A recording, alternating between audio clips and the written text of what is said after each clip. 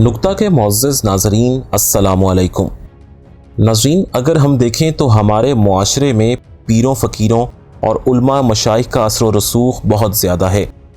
ان پیروں یا علماء کا کردار صرف عام انسان کی زندگی میں نہیں بلکہ ہر شعبے میں نظر آتا ہے۔ ملک کے بڑے اور نامور سیاستدان بھی ان پیروں اور مشائخ سے اسی طرح مرعوب نظر آتے ہیں جیسے ایک عام آدمی۔ سیاسی تاریخ پر نظر ڈالیں تو ہمیں پتہ چلتا ہے کہ یہ سلسلہ آج سے نہیں شروع ہوا بلکہ قیام پاکستان سے پہلے بھی یہ لوگ کسی نہ کسی صورت سیاست کے لیے ضروری سمجھے جاتے تھے۔ قائد اعظم اگرچہ پیری مریدی کے قائل نہیں تھے، البتہ انہوں نے 1945 کے تاریخ ساز انتخابات میں بڑے قومی مقصد کے لیے پیروں اور مشائخ کا تعاون حاصل کیا۔ پیران کرام میں پیر صاحب عثمان کی شریف، پیر جماعت علی شاہ اور علماء کرام میں مولانا شبیر احمد عثمانی اور مولانا عبدالستار نیازی نے تحریک پاکستان میں سرگرم اور پرجوش کردار ادا کیا۔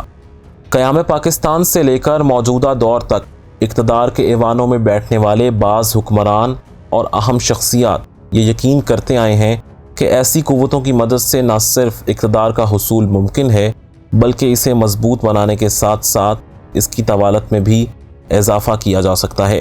پاکستان کے تیسرے گورنر جنرل ملک غلام محمد حاجی وارث علی شاہ کے عقیدت مند تھے، جن کا مزار انڈیا میں لکھنؤ کے قریب دیوا شریف میں واقع ہے۔ قیام پاکستان سے پہلے وہ اکثر ان کے مزار پر حاضری بھی دیا کرتے تھے۔ جن دنوں وہ گورنر جنرل ہاؤس میں مقیم تھے، پیر صاحب کی تصویر ان کے بستر کے ساتھ ایک میز پر ان کی نگاہوں کے سامنے رہتی تھی۔ اردو کے نامور ادیب قدرت اللہ شہاب نے اپنی خود نوشت شہاب بیتی میں لکھا ہے کہ ملک غلام محمد اولیاء کرام خاص طور پر اپنے پیر کی وفات کے بعد بھی ان کی زندگی کے قائل تھے۔ انہوں نے اپنے ساتھ ملک غلام محمد کا ایک مکالمہ درج کیا۔ لکھتے ہیں، یہ ولی اللہ بھی عجیب ہوتے ہیں، وصال کے بعد بھی زندہ رہتے ہیں۔ جہاں تک میرا تعلق ہے میں تو ان کے در کا گدا ہوں۔ یہ بات کہہ کر گورنر جنرل آبدیدہ ہو گئے اور قرآن مجید کی چند آیات پڑھ کر انہوں نے شہاب الدین پر سر سے پاؤں تک پھونک ماری۔ ان کے مطابق حاجی وارث اللہ شاہ نے کئی بار حج کا پیدل سفر کیا تھا اور زندگی بھر ان کے پاس صرف ایک ہی کپڑا تھا جسے وہ جسم پر لپیٹ لیا کرتے تھے۔ کوئی عقیدت مند نئی چادر پیش کر دیتا تو وہ اسے قبول کر کے پرانی چادر اسے بطور تبرک دے دیا کرتے تھے۔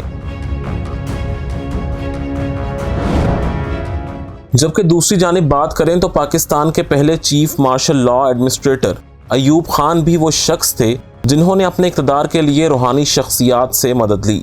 1964 کے صدارتی انتخابات کے موقع پر یہ سلسلہ اس وقت عروج پر پہنچا جب بانی پاکستان کی بہن فاطمہ جناح ان کے مقابلے میں حزب اختلاف کی امیدوار بن کر سامنے آئیں تو ایوب خان کی نظریں پیر صاحب پر لگ گئیں۔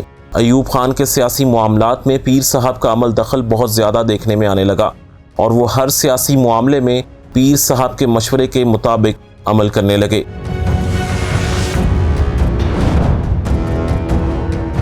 جبکہ ذوالفقار علی بھٹو کی بات کریں تو ذوالفقار علی بھٹو اور لاڑکانہ کے جمن فقیر کا تعلق بھی سامنے آتا ہے۔ ذوالفقار علی بھٹو صاحب کی شہرت ایک جدید تعلیم یافتہ اور روشن خیال سیاستدان کی ہے، لیکن وہ بھی فاتحہ خوانی کے لیے بزرگوں کی درگاہوں پر ضرور جایا کرتے تھے۔ سیاسی مقاصد کے لیے اولیاء کرام اور بزرگوں کے مزاروں پر جانا اپنی جگہ، لیکن لاڑکانہ میں جمن فقیر نام کے ایک مجذوب بزرگ سے ان کی دوستی کے واقعات زبان زد عام ہیں۔ جمن فقیر کمبر نامی قصبے کے حجام تھے۔ وہ اپنے گدھے پر سوار ہو کر دن بھر شہر میں گھومتے رہتے تھے اور قصابوں کی دکانوں سے ہڈیاں، گوشت اور چھیچڑے جمع کر کے کتوں کو ڈال دیا کرتے تھے۔ اس وجہ سے وہ جہاں جاتے کتے بھی ان کے پیچھے پیچھے چلتے رہتے۔ وہ اپنی بھولی بھالی باتوں میں بڑی دانائی کی باتیں کہہ جاتے تھے۔ اپنی دانا باتوں کی وجہ سے ہی وہ لوگوں میں مقبول تھے۔ ذوالفقار علی بھٹو اس وقت وزیر خارجہ تھے۔ انہوں نے جب جمن فقیر کے بارے میں سنا تو انہیں اپنے پاس بلایا، لیکن جمن فقیر نے آنے سے انکار کر دیا، جس پر ذوالفقار علی بھٹو خود ان کے پاس پہنچ گئے۔ انہیں آتا دیکھ کر جمن فقیر نے بھٹو صاحب سے ان کی آمد کا سبب پوچھا تو انہوں نے کہا کہ وہ محض حاضری کے لیے آئے ہیں۔ ذوالفقار علی بھٹو نے انہیں دوستی کی پیشکش بھی کی جو انہوں نے قبول کر لی۔ بھٹو نے جمن فقیر سے پوچھا کہ وہ ان کی کیا خدمت کر سکتے ہیں تو فقیر نے کہا کہ وہ اپنی گاڑی انہیں دے دیں اور ان کا گدھا خود لے لیں۔ بھٹو صاحب آمادہ ہو گئے تو جمن فقیر نے उन के इर्द गिर्द खड़े लोगों की तरफ देखते हुए कहा कि तुम्हारे पास पहले ही काफी गधे हैं, मुझे मेरे गधे से महरूम क्यों करते हो।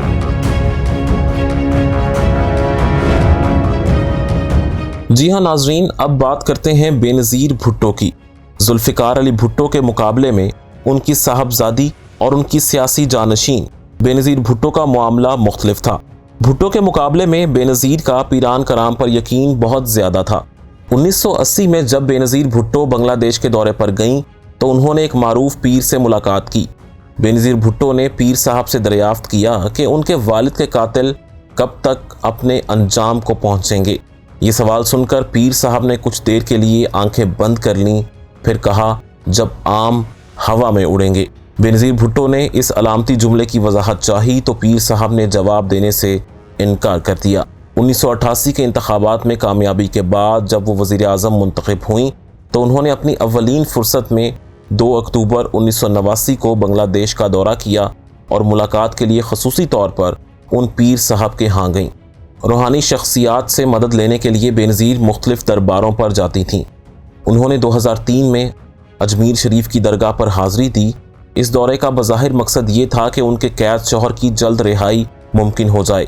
आसिफ अली ज़रदारी जब रिहा हो गए तो उन्होंने अपने शौहर के हमरा शुक्रगुजारी के लिए अजमेर शरीफ का एक बार फिर से दौरा किया। पाकिस्तान में औलिया कराम की बहुत सी दरगाहों पर बेनज़ीर भुट्टो हाज़िरी देती थीं।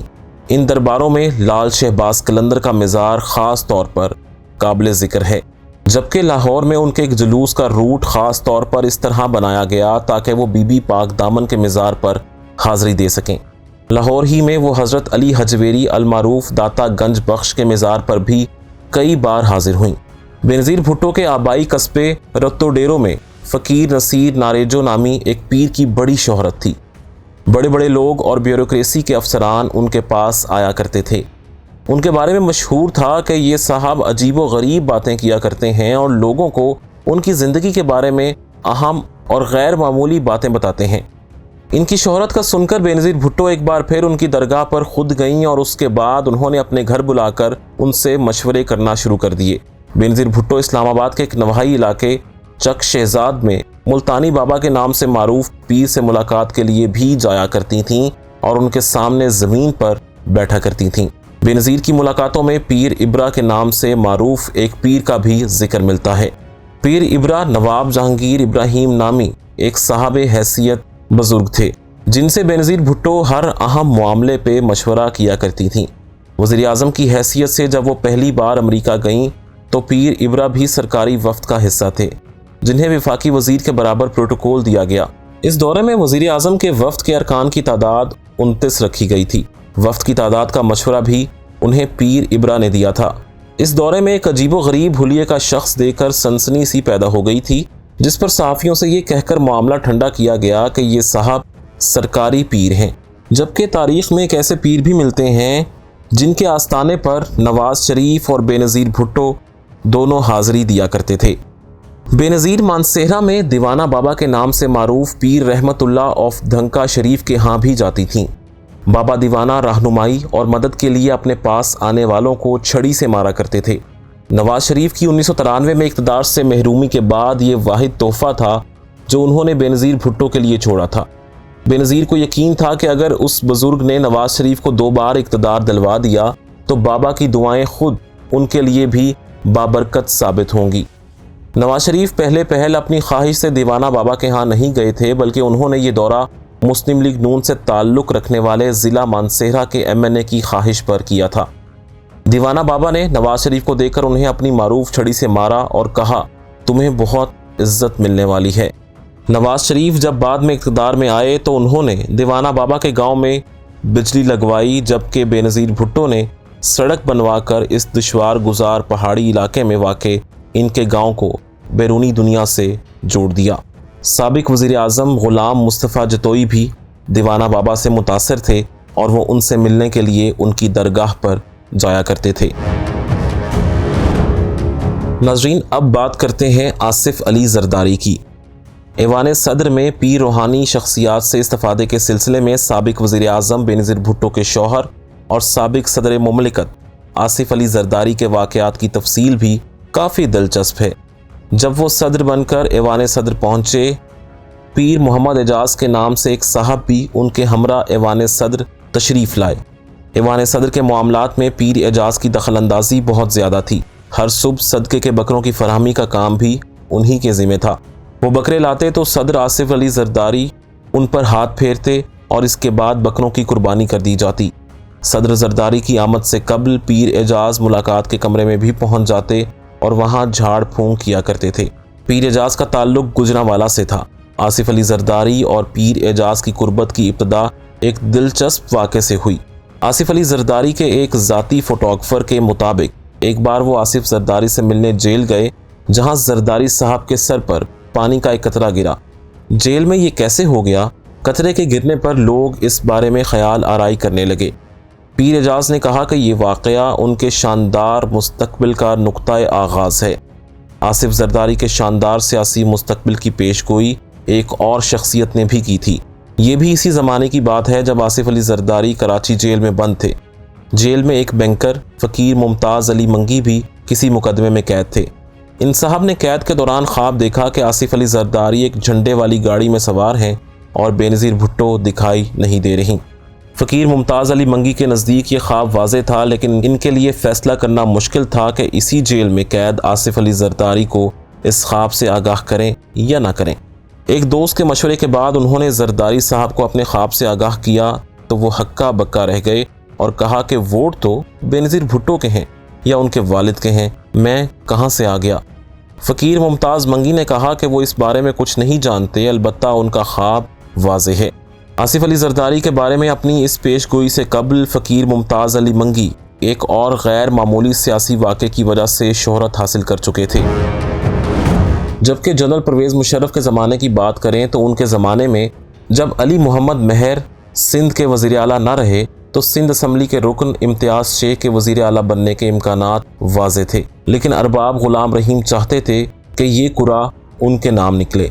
फ़कीर मुमताज़ अली की शोहरत उन तक पहुँच चुकी थी, चुनाचे उन्होंने जेल में उनसे मुलाकात की। मुमताज़ मंगी ने उनको मशवरा दिया कि सदका करें, हल्फ आप ही उठाएंगे। फ़कीर मंगी की पेशगोई दुरुस्त साबित हुई।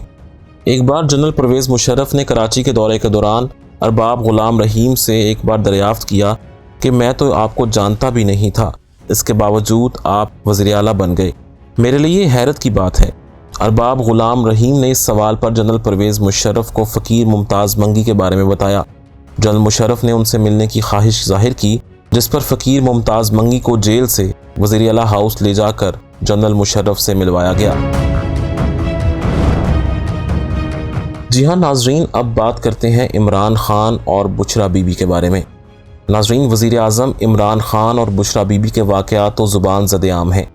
ये बुशरा बीबी ही थीं जिनके मशवरे पर इमरान खान ने कौमी असम्बली का इजलास छोड़कर पाकपतन में बाबा फरीद शक्करगंज के मज़ार पर हाज़िरी दी थी।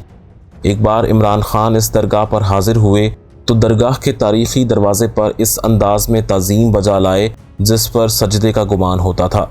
ये वाक़या मुल्क भर में बहस का मौजू बन गया, जिस पर उन्होंने वजाहत की कि उनका ये अमल खालिसतन इन बुज़ुर्ग के एहतराम में था। कहा जाता है कि बुशरा बीबी ने ही पनामा लीक्स के आखिरी मरहले में खान साहब को किसी पहाड़ी मकाम पर डेरे लगाने का मशवरा दिया था। उन्हीं के मशवरे पर इमरान खान नथिया गली के रेस्ट हाउस मुंतकिल हो गए थे। ये तासुर आम है कि इमरान खान ये सब बुशरा बीबी के मशवरे से करते हैं। 2 मार्च 2021 को लाहौर में दाता दरबार पर हाज़िरी के मौका पर बुशरा बीबी ही ने एक बयान में इस तासुर की तस्दीक की और कहा था कि इमरान खान की सारी कामयाबियां उन्हीं की वजह से हैं। इमरान खान का रूहानी ताकत पर एतकाद नया नहीं। अपनी 2011 में शाया होने वाली किताब पाकिस्तान ए पर्सनल हिस्ट्री में लिखते हैं कि बहुत पहले साहिवाल के एक पीर जी ने कहा था कि न सिर्फ मैं मशहूर हूँगा बल्कि वालिदा का नाम भी रोशन करूँगा। एक जगह लिखते हैं कि जब मैंने क्रिकेट से पहली बार रिटायरमेंट का ऐलान किया तो लाहौर के नज़दीक एक सरहदी गाँव में रहने वाले एक बुज़ुर्ग बाबा झल्ला ने कहा था, तू अभी नहीं गया तो इंशाल्लाह अभी गेम में है। किताब में एक और बुज़ुर्ग मियाँ बशीर साहब का भी जिक्र मिलता है। अगर वो ना होते तो शायद मैं लैम बोथम हरजाना केस में कंगाल हो चुका होता। पाकिस्तान तहरीक इंसाफ के ख़िलाफ़ फॉरेन फंडिंग केस के मुद्दई अकबर एस बाबर की शोहरत इन दिनों इमरान खान के एक बड़े मुखालिफ की है, लेकिन इमरान खान और वो एक ज़माने में यकजान 2 कालिब थे। उन्हें अगर तहरीक इंसाफ का शरीक बानी कहा जाए तो गलत नहीं होगा। اپنی گفتگو میں انہوں نے ایک واقعے کا ذکر کیا کہ عمران جب کرکٹ کھیلا کرتے تھے اس زمانے میں ان کی پنڈلی فریکچر ہو گئی، جس سے یہ خطرہ پیدا ہو گیا کہ فاسٹ بالر کی حیثیت سے کرکٹ میں ان کا کیریئر برقرار نہیں رہ سکے گا۔ ان کی زندگی کا یہ ایک نازک مرحلہ تھا جب سیالکوٹ کے ایک بابا ان کی زندگی میں داخل ہوئے۔ اس بزرگ نے انہیں یقین دلایا کہ ان کا کرکٹ کیریئر نہ صرف برقرار رہے گا بلکہ بہت جلد وہ کرکٹ کے میدان میں غیر معمولی ترقی کریں گے۔ یہ وہی زمانہ تھا جب عمران خان پرستاروں کے ہجوم میں گھرے رہا کرتے تھے۔ اسی زمانے میں عمران خان کی کوئی انتہائی قیمتی چیز ان کے بیڈ روم سے غائب ہو گئی۔ یہ گمشدگی عمران خان کے لیے انتہائی پریشان کن تھی اور وہ چاہتے تھے کہ اس چیز کو چرانے والا کسی نہ کسی طرح ان کے سامنے بے نقاب ہو جائے۔ یہ مسئلہ انہوں نے سیالکوٹ والے بابا کے سامنے رکھا۔ وہ خاموشی اختیار کرنے کے بعد مراقبے میں چلے گئے۔ کچھ دیر بعد وہ اس کیفیت سے نکلے تو ان کی زبان پر اس چیز کے چرانے والے کا نام تھا۔ بابا نے جیسے ہی انہیں چوروں کی شناخت بتائی، عمران خان کے چہرے پر مسرت کی کرنیں جگمگانے لگیں۔ عمران خان کے ایام جوانی کے بعد ان کی سیاسی زندگی کی ابتدا میں ایسے بہت سے واقعات کا تذکرہ ملتا ہے جن میں وہ بعض روحانی شخصیات سے متاثر پائے گئے ہیں۔ ان میں گوجر خان کے پروفیسر احمد رفیق اختر خاص طور پر قابل ذکر ہیں، جو مختلف سیاسی مہمات میں کامیابی کے لیے انہیں وظائف بتایا کرتے تھے۔ عمران خان جمائمہ خان سے طلاق کے معاملے پر شدید ذہنی تناؤ کا شکار تھے۔